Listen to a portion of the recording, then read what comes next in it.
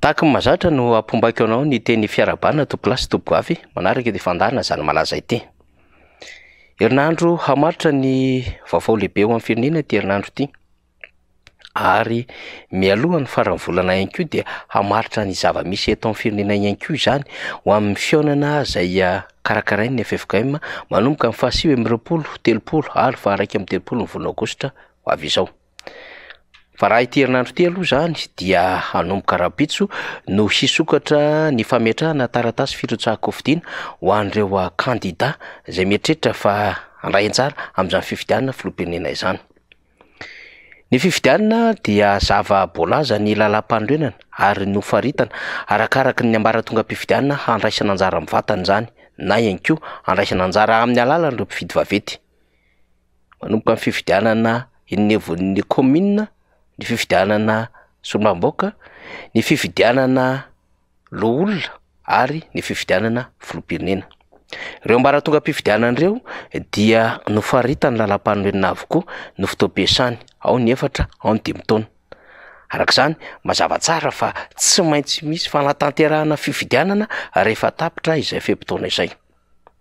Io tsy hoe akory fanampy na velorano na ihany koa vinona ny fitondram-panjakana fa zava-boalaza sy voasoratra ao anatin'ny lalam-pandroenana no tanterahana rehefa tapitra ny fehim-potoam-piasana. Ka didy ny fitondram-panjakana no manotanteraka izany ary homena ny tosika hikarakarana izany arak'izay filany voafaritry ny lalàna ny voameram-pirenena mahaleo tena amin'ny sahanana fifidianana izay natokany Madagasikara hikarakara izany fifidianana izany. Ny CENI zany no miandraikitra izay ho an'ny eto Madagasikara.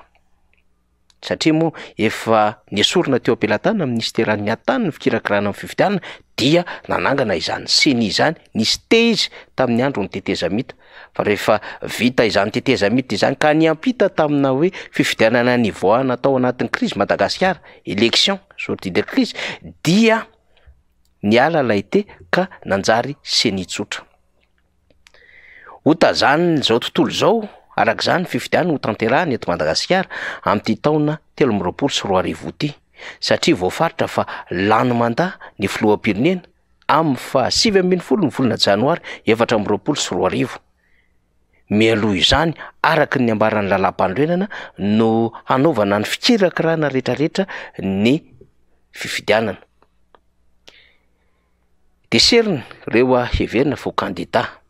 Efa navoaka ny teo anivon'ny fitsarana avy momba ny lalam-pandroenana raha teo ireo antota-taratasy filana arak'izay tokony ho tanterahana, ho toto-saina ary ho kirakiraina ireo metriketritra fa ho kandida ho amin'ny fifidianana filoham-pirenena. Fa ny iray amin'ireny izay zava-dehibe ny voalaza ao dia ny aminy hoe tsy maintsy mizaka ny zoom-pirenena malagasy ny kandida iray mpirotsaka ho fidiana.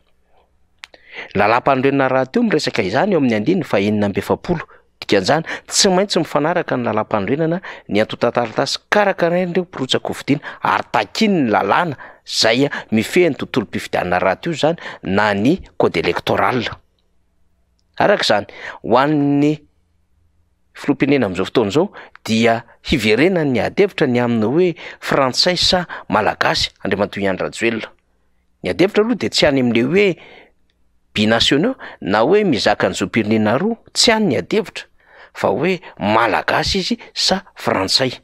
De mazava ny adevitra fa frantsay Rajoelina araka ny fangatahana fivadihana zoom-pirenena izay no tanterahana tamin'ny taona 2022. Izany dia mamono malagasy azy amin'ny alalan'ny 2/20 ao anatin'ilay lalàna mifehy ny zoom-pirenena ho an'ny eto Madagasikara. Ka tsisy adevitra ambon'izay na dedeo aza ny resaka famonoana afo sy ny fanaovana interprétation na fandikana amin'ny endriny maro samihafa ity lalàna mifehy ny fizakan-jo-pirenena ho an'ny eto Madagasikara ity.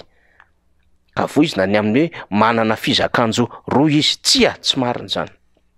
Arak'izany eo anatrehan'izany adevitra rehetrarehetra izany no ho tazany ny besiny maro raha toa ka ho kandida izy ho savy haka certificat de nationalité ary iza am'ireo tompon'andraikitra misahana ny fitsarana eto Madagasikara no amme azy izany certificat de nationalité izany satria izany manko ny manamarina ny fizakanjo ho anna firenena anankiray ka raha eto Madagasikara tsika miresaka de hoe fizakanjo firenena malagasy takina ao anatin'ny antota taratasy izany.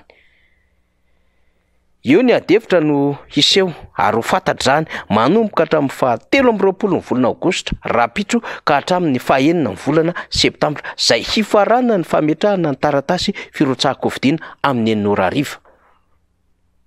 Hiteo avokoa zay tranga rehetra iseho ny aminy hoe naasa tsy nahazo ny certificat de nationalité Andriamatoa Rajoelina ka iza tamin'ireo tompon'andraikim-pitsarana no name zany certificat de nationalité ho azy izany. Sy ny aminy hoe nanahoana ny adevitra amin'ny fitoriana efatra metraka ny fikambanana DDM enevon'ny fitsarana mba raha tonga voalohany eny Anosy mikasika indrindra ty resaka nationalité na fizakanjom-pirenena frantsay Angai Rajoelina ity. Nasiany fitsarana sira sa tsy nasiany fitsarana sira zany raha zany sady navela nandeha fotsiny amin'izao no ny tahotra politika no ny tsindry samihafa kanefa tokony ho anisan'ireo raragoavana handalo izany fitsarana izany ity fitoriana nataon'ny fikambanana DDM ity. Tsara manamarika manko fa ao anatin'izay ny osika tamin'ny alalan'ny antota taratasy tamin'ny taona 2024 zay nanafena ny fizakanjom-pirenena frantsay azy. Ao anatin'izay ihany koa ny hoe espionnage amin'ny zava-misy eto Madagasikara no ny andraikiny sy ny hoe atteinte à la sûreté extérieure de l'État. Mampiorokoditra zany loam-piampangana maromaro izany eo amina firenena zay heverina fa mandala ny tena fanjakana tandalana satria loam-piampangana mavesatra de mavesatra saingy eto Madagasikara amin'ny tany marefo sy mantra indrindra ara-tany dia mandendeha ho azy zany ary tsy asin'ireo heverina fa manana an'izany andraiki-pitsarana izany sirakoriny no manao fanadihadiana sy mitsara ny raharaha mba hoentina eo anivon'izany adevitry ny raharaham-pirenena izany. De miandro isika satria isokatra rapitso ity fandrotsahana ny taratasy firotsahako vidina ity. De ho hitany rehetra io ihany koa raha toa ka tsy hianisan'ireo mpirotsaka Andriamatoa Rajoelina mazava ho azy arak'izany dia hanapitra mandaha fotsiny izy raha toa ka tsy hirotsaka.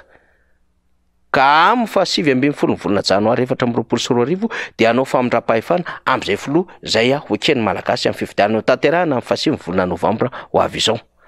Raha toa moa ka tsy izay ka hanao andretrezana ihany dia ho hitantsika eo indray ny toeran-draharaha satria miantso ny fivondrona ny hery samihafa zao raharaha izao mba hiteny hijoro ary hanaitra ny zava-misy eo amin'ny sehatra nasionaly sy ny sehatra iraisam-pirenena ny aminy hoe mbola azo ekena ve ny hitondrana olona iray zay tsy tera-taniny no mitantana ny firenena. Fandrasantsika ihany koa izy amin'ireo kandida zay efa nanambara amin'ny fomba ofisialy fa hirotsaka hovidiana no handrotsaka ny taratasy firotsahako hovidiana ary afeno zany fepetra zany araka n'izay mety ho fahamoahana amin'ny fomba ofisialy avoakan'ny ACC farafatarany amin'ny 7 volana Septambra ho avy izao. Fa mialohan'izany moa mety hiova ny kajy ara-politika rehetra eto Madagasikara satria hiatrika fikaonandoha ny fandaminana ny raharaham-pirenena eto Madagasikara ka ny fiambonana fiangonana kristiana eto Madagasikara no mikarakara izany rehefa avy nandalo ireo dingana maro samihafa teny anivon'ny distrika sy ny faritra dia ho tonga amin'ny sehatra nasionaly izy ireo amin'ny 7 fa 1 ny volana Aogositra ho isika teny am-piandohana. Inona fa hamaritra hadevitra goavana ny fehi-kevitra hivoaka ao anatin'izany fionan'ny FFKM sy ny vondrona ary misehatra politika sy ireo fikambanana maro samihafa izany. Tsy azo ho ditsita manko ny aminy hoe tsy maintsy hahazo zany adevitra zany ny mombamomba hitony resaka naturalisation itony.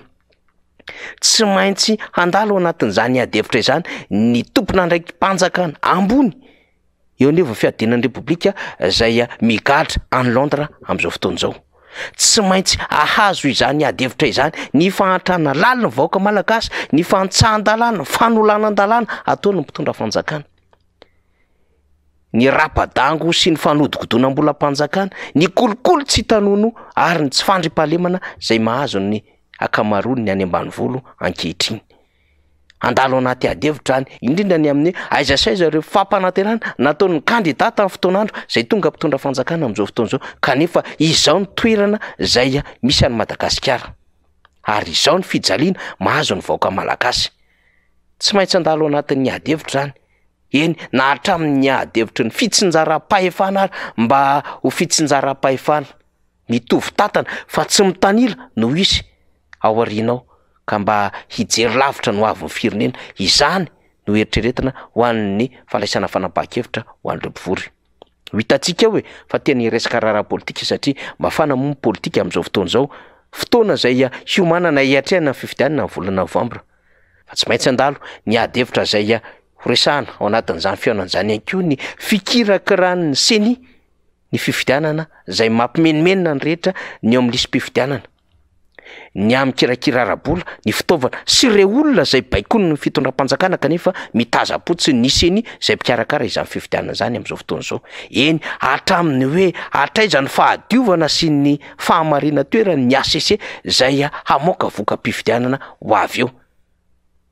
Indrindra ny fifidianana hitondra fitoniana politika ve raha toka hosoka halatra kolikoleram-pifidianana no efa ketrehany sasany ankehitriny. Antevitra apoizina andalo daholo izany fa ho hitantsika eo moa satria amin'ny herinandro io dia tsy maintsy hiatrika izany ary hanova zavatra izany fihaonana lehibe izany. Zany zava-misy zany malaza mitondra ny teny fisaorana ho anao zay manaraka izany isan'andro san'andro. Misaotra tompoko.